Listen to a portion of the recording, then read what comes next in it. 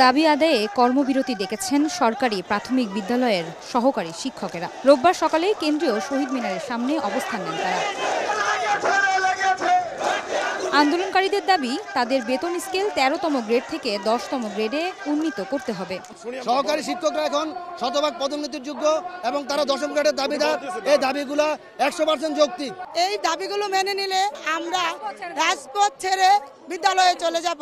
এছাড়া শনিবারের আন্দোলনে পুলিশের বাধার নিন্দা জানান আন্দোলনকারীরা। তাদের অভিযোগ, সাউন্ড গ্রেনেড, টিয়ার সেল ও লাঠি পেটায় আহত হয়েছেন শতাধিক শিক্ষক। পুলিশের সাথে আমাদের কোনো কথা বাকবিণ্ড কোনো কিছুই ঘটে নাই। জল কামান থেকে শুরু করে সকল কিছু আমাদের উপর লাঠিচার্জ সহ শুরু করছে। শাহবাগ মোড়ে কলম কর্মসূচি ছিল, সেখানে আমরা কলম দান করতে যেয়ে আমরা সেখানে হামলার শিকার হয়েছি।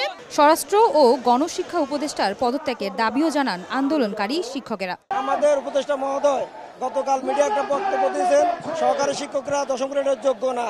আমরা উপদেষ্টা মহোদয়ের এই বক্তব্যের তীব্র নিন্দা জ্ঞাপন করছি এবং পুলিশি হামলার প্রতিবাদ এবং উপদেষ্টা মহোদয়ের বক্তব্য ও দাবি বাস্তবায়ন না করায় আমরা স্বরাষ্ট্র উপদেষ্টা মহোদয় এবং প্রাথমিক ও গণশিক্ষা উপদেষ্টা মহোদয়ের পদত্যাগ দাবি করছে। এদিকে শিক্ষকদের কর্মবিরতির প্রভাব পড়েছে সারা দেশের সরকারি প্রাথমিক বিদ্যালয়গুলোর পাঠদানে। বার্ষিক পরীক্ষার আগে এমন কর্মসূচিতে বিপাকে শিক্ষার্থীরা। আমাদের কর্মবিরতি হচ্ছে প্রাইমারি শিক্ষকদের ১০ম গ্রেড বাস্তবায়ন এবং ১০ বছর পূর্তিতে একটা উন্নত স্কেল, ১৬ বছর পূর্তিতে একটা উন্নত স্কেল এবং পদোন্নতি। আমাদের যে ৩টা দাবি অত্যন্ত ন্যায্য এবং যৌক্তিক দাবি, তা অবিলম্বে পূরণ করার আহ্বান জানাচ্ছে। দাবি আদায় না হলে কর্মসূচি চালিয়ে যাওয়ার কথা জানিয়েছেন শিক্ষকেরা।